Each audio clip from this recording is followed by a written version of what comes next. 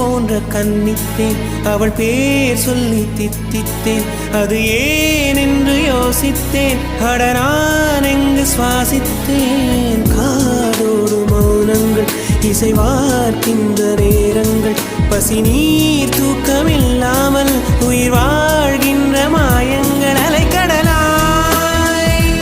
இருந்த மனம் துளி துளியாய்